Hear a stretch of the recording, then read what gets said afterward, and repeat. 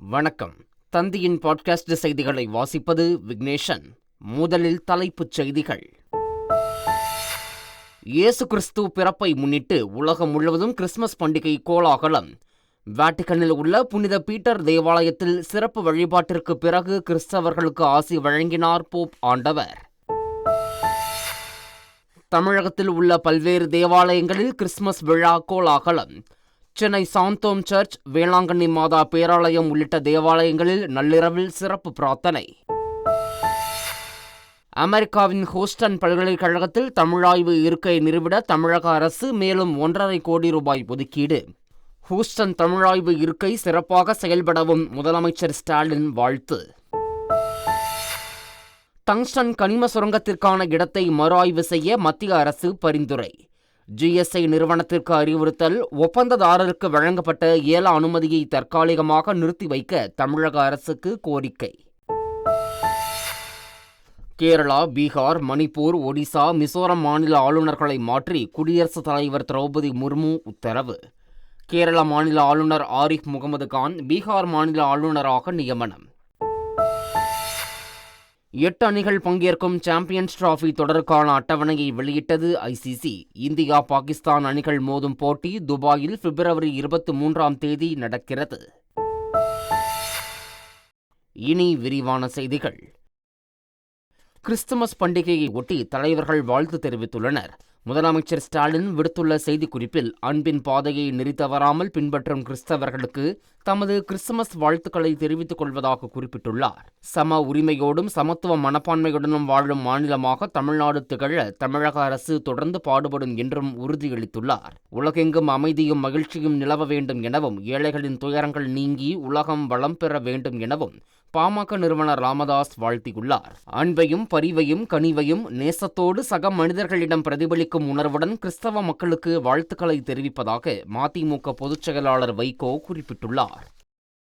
Christmas பண்டிகையை ஒட்டி சென்னையில் 8000 போலீசார் பாதுகாப்பு பணியில் ஈடுபடுத்தப்பட்டுள்ளனர். காவல்துறை பணிக்கு உதவியாக ஊர்காவல் படையினரும் கூடுதலாக சேர்க்கப்பட்டுள்ளனர். சென்னையில் உள்ள சுமார் 350 தேவாலயங்களுக்கு சுழற்சி முறையில் காவல் அதிகாரிகள் தலைமையிலான காவல் குழுவினர் மூலம் கண்காணிக்கவும் விரிவான பாதுகாப்பு பணிகளை மேற்கொள்ளவும் ஏற்பாடுகள் செய்யப்பட்டுள்ளன.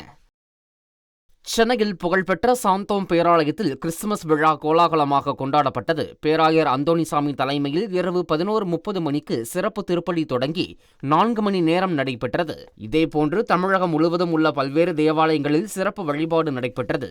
அனைத்து தேவாலயங்களிலும் வண்ண விளக்குகளால் சிறப்பு அலங்காரங்களுடன் நட்சத்திரங்கள் ஜொலித்தன. தொழுவத்தில் இயேசு கிறிஸ்து பிறப்பதை நினைவு கூறும் வகையில் கிறிஸ்துமஸ் குடில்கள், மிகப்பெரிய கிறிஸ்துமஸ் மரங்கள் வைக்கப்பட்டிருந்தன.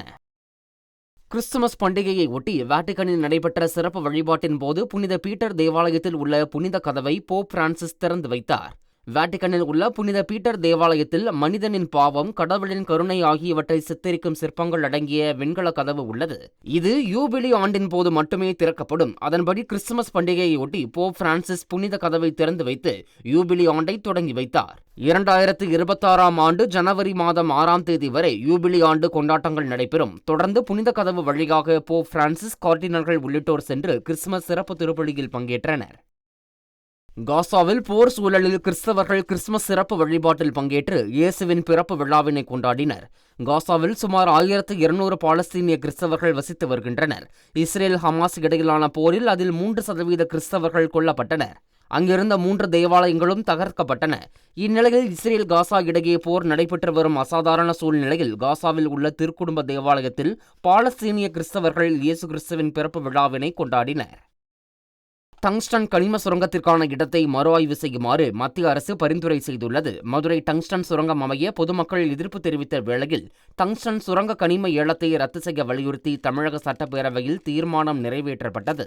இந்நிலையில் நாயக்கர்பட்டியில் சுரங்க அனுமதிக்கான பணிகளை தற்காலிகமாக நிறுத்தி வைக்க மத்திய அரசு பரிந்துரை செய்துள்ளது. மேலும் சம்பந்தப்பட்ட நிறுவனத்திற்கு டங்ஸ்டன் சுரங்கம் அமைக்க வழங்கிய அனுமதியை நிறுத்தி வைக்க தமிழக அரசு மத்திய அரசை கேட்டுக் கொண்டுள்ளது. சுரங்கம் அமையும் இடத்தை மறு ஆய்வு செய்யவும் மத்திய அரசு பரிந்துரை செய்துள்ளது. அமெரிக்காவின் ஹூஸ்டன் பல்கலைக்கழகத்தில் தமிழ் இருக்கை நிறுவ கூடுதலாக 1.5 கோடி ரூபாய் நிதி ஒதுக்கி முதலமைச்சர் மு.க. ஸ்டாலின் உத்தரவிட்டுள்ளார். ஏற்கனவே 3,44,00,000 ரூபாய் வழங்கப்பட்ட நிலையில் தமிழக அரசு கூடுதலாக 1,50 கோடி ரூபாய் ஒதுக்கீடு செய்துள்ளது. தன்னை தொடர்ந்து புதுப்பித்துக் கொண்டே வருவதால் நம் தமிழ் மொழி என்றும் புதுமையுடன் திகழ்கிறது என்றும், தமிழின் தொன்மையும் செறிவும் வளமும் நம் அனைவரையும் என்றும் பெருமிதம் கொள்ளச் செய்யும் என்றும் முதலமைச்சர் மு.க. ஸ்டாலின் தெரிவித்துள்ளார்.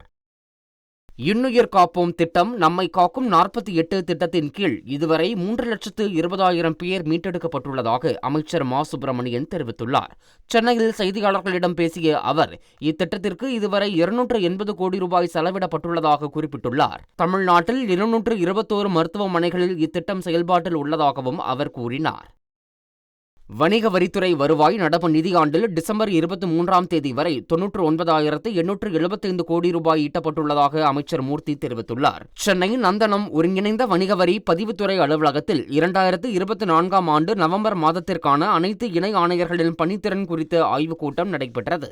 அப்போது பேசிய அமைச்சர் மூர்த்தி, வணிக வரித்துறை வருவாய் நடப்பு நிதியாண்டில் டிசம்பர் 23ஆம் தேதி வரை 99,875 கோடி ரூபாய் ஈட்டப்பட்டுள்ளதாக தெரிவித்தார். மேலும் வரி வருவாய் வளர்ச்சியில் இந்திய அளவில் தமிழ்நாடு முதன்மையாக விளங்குவதாகவும் அவர் கூறினார். ஈரோடு கிழக்கு இடைத்தேர்தலில் போட்டியிட காங்கிரஸ் கட்சிக்கு விருப்பம் இருப்பதாக காங்கிரஸ் மூத்த தலைவர் திருநாவுக்கரசர் தெரிவித்துள்ளார். இதுகுறித்து முதலமைச்சர் ஸ்டாலினுடன் கலந்து பேசி முடிவெடுக்கப்படும் என்றும் அவர் கூறினார். எனினும் இந்த விவகாரத்தில் இறுதி முடிவை காங்கிரஸ் தலைமை எடுக்கும் என்றும் திருநாவுக்கரசர் கூறினார். எனக்கு ஒரு உண்மை தெரிய வேண்டும் என்று தாவேக தலைவர் விஜய்க்கு பாஜகவின் தமிழிசை சவுந்தரராஜன் கேள்வியை எழுப்பியுள்ளார். பெரியாருக்கு அஞ்சலி செலுத்திய விஜய்க்கு முன்னாள் முதலமைச்சர் எம்.ஜி.ஆர். அவர்களின் நினைவு தினத்தில் அவருக்கு ஏன் அஞ்சலி செலுத்தவில்லை என கேள்வி எழுப்பியுள்ளார்.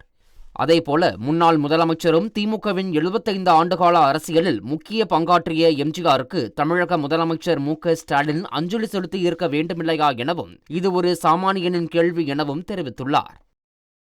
மத்திய அரசு 100 நாள் வேலை திட்டத்தை நாம் தமிழர் கட்சியின் தலைமை ஒருங்கிணைப்பாளர் சீமான் தொடர்ந்து விமர்சித்து வரும் நிலையில் அவருடைய தாயார் 100 நாள் வேலை கேட்டு கிராம மக்களுடன் சேர்ந்து போராட்டத்தில் ஈடுபட்டார். சிவகங்கை மாவட்டம் இளையான்குடி அருகே உள்ள அரணையூர் கிராமத்தைச் சேர்ந்த மக்கள் தங்களுக்கு 100 நாள் வேலை முறையாக வழங்கப்படவில்லை என கூறி ஊராட்சி ஒன்றிய அலுவலகம் முன்பு போராட்டத்தில் ஈடுபட்டனர். சீமானின் தாயார் அன்னம்மாளும் அந்த போராட்டத்தில் கலந்து கொண்டார். நீலக்கொடி கடற்கரை திட்டம் என்ற பெயரில் பட்டினப்பாக்கம் பகுதியில் இருந்து தங்களை வெளியேற்ற சென்னை மாநகராட்சி நிர்வாகம் முயற்சி செய்வதாக மீனவர்கள் குற்றம் சாட்டினர். நீலக்கொடி கடற்கரை திட்டத்திற்கு எதிராக பட்டினப்பாக்கம் நொச்சிக்குப்பம் பகுதி மீனவ மக்கள் மெரினா லூப் சாலையில் அமர்ந்து திடீரென ஆர்ப்பாட்டத்தில் ஈடுபட்டனர். பின்னர் செய்தியாளர்களிடம் பேசிய ஊர் தலைவர் கோசுமணி, ஜல்லிக்கட்டு போராட்டம் போல இன்னொரு முறை மெரினா கடற்கரையில் போராட்டம் நடத்த தூண்டாதீர்கள் எனவும் கேட்டுக்கொண்டார். தலைமன்னார் கடற்பரப்பில் கைது செய்யப்பட்ட 17 தமிழக மீனவர்களையும் வருகிற 7ஆம் தேதி வரை சிறையில் அடைக்க இலங்கை நீதிமன்றம் உத்தரவிட்டுள்ளது. தலைமன்னார் கடற்பரப்பில் மீன்பிடித்துக் கொண்டிருக்கும் போது அந்த பகுதியில் ரோந்து பணியில் ஈடுபட்டிருந்த இலங்கை கடற்படையினர் 2 ரோலர் படகுகள் உட்பட அதில் மீன்பிடியில் ஈடுபட்ட 17 மீனவர்களையும் கைது செய்துள்ளனர். திருவண்ணாமலையில் தீபமலையில் இருந்து கீழே கொண்டுவரப்பட்ட மகா தீப கொப்பரைக்கு அண்ணாமலையார் கோவிலில் சிறப்பு பூஜைகள் நடைபெற்றது. கடந்த 13ஆம் தேதி ஏற்றப்பட்ட மகா தீபம் தொடர்ந்து 11 நாட்களாக ஜோதி வடிவில் பக்தர்களுக்கு காட்சியளித்து வந்தது.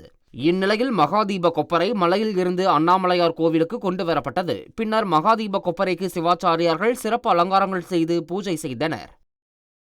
தென்காசி மாவட்டம் கடையம் அருகே உள்ள CSI தேவாலயத்தில் கிறிஸ்துமஸ் பண்டிகையை ஒட்டி பாயாச பண்டிகை கொண்டாடப்பட்டது. 100 ஆண்டுகளுக்கு முன்பு கொடிய காலரா நோய்க்கு அதிகமான மக்கள் பலியானதாகவும் ஆண்களை பாயாசம் தயார் செய்து பொதுமக்களுக்கு வழங்கிய பிறகு நோயின் தாக்கம் குறைந்ததாகவும் கூறப்படுகிறது.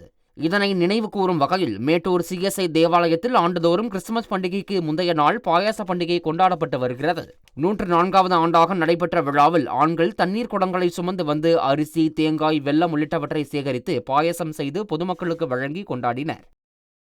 ஹைதராபாத்தில் நடந்த PV சிந்துவின் திருமண வரவேற்பு நிகழ்ச்சியில் நடிகர் அஜித்குமார் குடும்பத்துடன் கலந்து கொண்டு வாழ்த்தினார். பேட்மிண்டன் வீராங்கனை PV சிந்துவின் திருமணம் ராஜஸ்தானில் ஞாயிற்றுக்கிழமை நடைபெற்றது. தொடர்ந்து PV சிந்து, தத்தா சாய் தம்பதியின் திருமண வரவேற்பு நிகழ்ச்சி ஹைதராபாத்தில் நடைபெற்றது. இதில் நடிகர் அஜித்குமார் தனது குடும்பத்துடன் நேரில் சென்று மணமக்களை வாழ்த்தினார். 2025-26 மத்திய பட்ஜெட் பிப்ரவரியில் தாக்கல் செய்யப்பட உள்ள நிலையில் பொருளாதார அறிஞர்கள் மற்றும் நிபுணர்களுடன் பிரதமர் மோடி பட்ஜெட்டிற்கு முந்தைய ஆலோசனைக் கூட்டத்தில் பங்கேற்றார். இதில் நிதியமைச்சர் நிர்மலா சீதாராமன், நிதி ஆயோக் துணைத் தலைவர் சுமன் பெரி, நிதி ஆயோக் CEO BVR சுப்பிரமணியன் உள்ளிட்ட பலர் கலந்து கொண்டனர். உலகளாவிய நிச்சயமற்ற பொருளாதார சூழலுக்கு மத்தியில் இந்தியாவின் வளர்ச்சி, உத்வேகத்தை பராமரித்தல் என்ற தலைப்பில் ஆலோசனை நடைபெற்றது. பல்வேறு மாநிலங்களுக்கு புதிய ஆளுநர்களை நியமனம் செய்து குடியரசுத் தலைவர் திரௌபதி முர்மு உத்தரவிட்டுள்ளார். ஒடிசா மாநில ஆளுநர் பதவியை ரகுபர் தாஸ் ராஜினாமா செய்த நிலையில் அவரது ராஜினாமாவை குடியரசுத் தலைவர் ஏற்றுக்கொண்டார். இதனைத் தொடர்ந்து ஒடிசா மாநிலத்தின் புதிய ஆளுநராக ஹரிபாபு கம்மம்பட்டி நியமிக்கப்பட்டுள்ளார். மிசோரம் மாநில புதிய ஆளுநராக முன்னாள் மத்திய அமைச்சர் வி.கே. சிங், கேரள மாநில ஆளுநராக இருந்த ஆரிஃப் முகமது கான், பீகார் மாநில ஆளுநராகவும் நியமிக்கப்பட்டுள்ளனர். இதேபோல கேரளாவின் புதிய ஆளுநராக ராஜேந்திர விஸ்வநாத் அர்லேக்கரும், மணிப்பூர் மாநில ஆளுநராக உள்துறையின் முன்னாள் செயலாளர் அஜய்குமார் பல்லாவும் நியமனம் செய்யப்பட்டுள்ளனர். தேசிய நெடுஞ்சாலைகளில் விபத்துகளால் காயமடையும் விலங்குகளை மருத்துவமனைக்கு அழைத்துச் செல்ல கால்நடை ஆம்புலன்ஸ் சேவையை தேசிய நெடுஞ்சாலை ஆணையம் தொடங்குகிறது. குறித்த நேரத்தில் மருத்துவ சிகிச்சை வழங்குவதை உறுதி செய்ய இருபுறங்களிலும் 50 கிலோமீட்டர் தொலைவுக்குள் முதலுதவி மற்றும் கால்நடை மருத்துவமனைகள் அமைக்கப்பட உள்ளதாக தெரிவித்துள்ளது. பல்வேறு தேசிய நெடுஞ்சாலைகளில் இம்முயற்சி செயல்படுத்தப்பட உள்ளது. காஷ்மீரில் ராணுவ வாகனம் பள்ளத்தில் கவிழ்ந்ததில் 5 வீரர்கள் உயிரிழந்தனர். காஷ்மீர் மாநிலம் பூஞ்ச் பகுதியில் சென்ற ராணுவ வாகனம் திடீரென 300 அடி பள்ளத்தில் கவிழ்ந்து விபத்துக்குள்ளானது. இதில் 5 வீரர்கள் சம்பவ இடத்திலேயே உயிரிழந்தனர். மேலும் பலர் படுகாயமடைந்துள்ளதாக கூறப்படுகிறது. இந்த விபத்து குறித்து தகவல் அறிந்த விரைவு படையினர் மருத்துவ உபகரணங்களுடன் மீட்பு பணியில் ஈடுபட்டனர். காயங்களுடன் மீட்கப்பட்டவர்கள் மருத்துவமனையில் சிகிச்சைக்காக அனுமதிக்கப்பட்டுள்ளனர். பள்ளத்தில் விழுந்தவர்களை மீட்கும் பணியில் அதிகாரிகள் தொடர்ந்து ஈடுபட்டு வருகின்றனர். புஷ்பா 2 சிறப்பு காட்சிக்கு திரையரங்கிற்கு வருவதற்கு காவல்துறை அனுமதி தராத நிலையில் யாருடைய அழைப்பின் பேரில் அங்கு சென்றீர்கள் என்று நடிகர் அல்லு அர்ஜுனிடம் போலீசார் கேள்வி எழுப்பினர். புஷ்பா 2 திரைப்படம் சிறப்பு காட்சியின் போது பெண் ஒருவர் உயிரிழந்த சம்பவம் தொடர்பாக அல்லு அர்ஜுன் சிக்கட்பள்ளி காவல் நிலையத்தில் நேற்று காலை 11 மணியளவில் ஆஜரானார். விசாரணையின் போது போலீசார் அவரிடம் சிறப்பு காட்சியின் போது திரையரங்கிற்கு வெளியே தடையை மீறி உலா வந்தது ஏன் என்றும், திரையரங்கில் ரசிகர்கள் முன் தோன்றுவதற்கு முறைப்படி காவல்துறை அனுமதி வாங்கினீர்களா என்றும் கேள்வி எழுப்பினர். விசாரணை முடிந்த பிறகு மதியம் 2:45 மணியளவில் காவல் நிலையத்தில் இருந்து அவர் புறப்பட்டுச் சென்றார். புஷ்பா 2 சிறப்பு காட்சியின் போது பெண் ரசிகை உயிரிழந்த சம்பவத்தில் நடிகர் அல்லு அர்ஜுனின் தனி பாதுகாவலர் அந்தோனியை போலீசார் கைது செய்தனர். கடந்த 4ஆம் தேதி ஹைதராபாத்தில் உள்ள ஒரு திரையரங்கில் புஷ்பா 2 படத்தின் சிறப்பு காட்சி திரையிடப்பட்ட போது கூட்ட நெரிசலில் சிக்கி ரேவதி என்ற பெண் ரசிகை உயிரிழந்தார். இந்த விவகாரம் தொடர்பாக ஹைதராபாத் சிக்கட்பள்ளி போலீசார் விசாரணை நடத்தினர். இந்நிலையில் அல்லு அர்ஜுனின் தனி பாதுகாவலர் அந்தோனியை போலீசார் கைது செய்தனர். நடிகர் ஜீவாவின் அகத்தியா திரைப்படம் ஜனவரி 31ஆம் தேதி திரைக்கு வரவுள்ளது. இந்த படத்தை பாடலாசிரியர் பா. விஜய் இயக்கியுள்ளார். இந்த படத்தில் ராசி கண்ணா, அர்ஜுன் ஆகியோர் முக்கிய கதாபாத்திரங்களில் நடித்துள்ளனர். யுவன் சங்கர் ராஜா இந்த படத்திற்கு இசையமைத்துள்ளார். தமிழ், தெலுங்கு, ஹிந்தி ஆகிய மொழிகளில் அகத்தியா திரைப்படம் வெளியாக உள்ளது. உலக அதிசயங்களில் ஒன்றான ஈஃபில் டவரில் திடீரென தீ விபத்து ஏற்பட்டதால் அங்கிருந்த 1200க்கும் மேற்பட்ட சுற்றுலா பயணிகள் உடனடியாக வெளியேற்றப்பட்டனர்.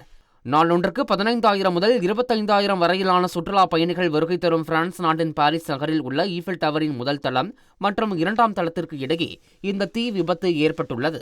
குறிப்பாக அங்கிருந்த லிப்டில் இருந்து இந்த தீ விபத்து ஏற்பட்டதாக கூறப்படுகிறது. உடனடியாக சம்பவ இடத்திற்கு வந்த தீயணைப்புத் துறையினர் தீயை அணைத்த நிலையில் இந்த விபத்து குறித்து விசாரணை நடைபெற்று வருகிறது.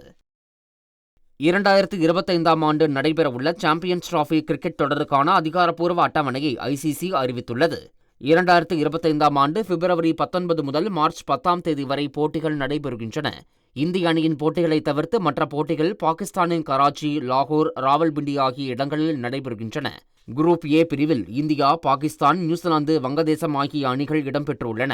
குரூப் பி பிரிவில் ஆஸ்திரேலியா, இங்கிலாந்து, தென்னாப்பிரிக்கா, ஆப்கானிஸ்தான் ஆகிய அணிகள் இடம் பிடித்துள்ளன. இந்திய அணி பிப்ரவரி 20ஆம் தேதி வங்கதேசத்துடனும், பிப்ரவரி 23ஆம் தேதி பாகிஸ்தானுடனும், மார்ச் 2ஆம் தேதி நியூசிலாந்துடனும் மோத உள்ளது. மீண்டும் தலைப்புச் செய்திகள். இயேசு கிறிஸ்து பிறப்பை முன்னிட்டு உலகம் முழுவதும் கிறிஸ்துமஸ் பண்டிகை கோலாகலம். வாட்டிகனில் உள்ள புனித பீட்டர் தேவாலயத்தில் சிறப்பு வழிபாட்டிற்கு பிறகு கிறிஸ்தவர்களுக்கு ஆசி வழங்கினார் போப் ஆண்டவர். தமிழகத்தில் உள்ள பல்வேறு தேவாலயங்களில் கிறிஸ்துமஸ் விழா கோலாகலம். சென்னை சாந்தோம் சர்ச், வேளாங்கண்ணி மாதா பேராலயம் உள்ளிட்ட தேவாலயங்களில் நள்ளிரவில் சிறப்பு பிரார்த்தனை. அமெரிக்காவின் ஹூஸ்டன் பல்கலைக்கழகத்தில் தமிழாய்வு இருக்கை நிறுவிட தமிழக அரசு மேலும் 1.5 கோடி ரூபாய் ஒதுக்கீடு. ஹூஸ்டன் தமிழாய்வு இருக்கை சிறப்பாக செயல்படவும் முதலமைச்சர் ஸ்டாலின் வாழ்த்து.